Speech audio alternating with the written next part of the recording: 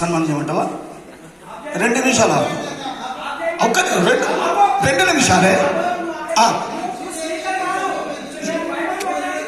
విలాపవాక్యం చదువునా? విలాపవాక్యం 2వ అధ్యాయం 20 వచ్చిన విలాపవాక్యములు 2వ అధ్యాయం 20 వచ్చిన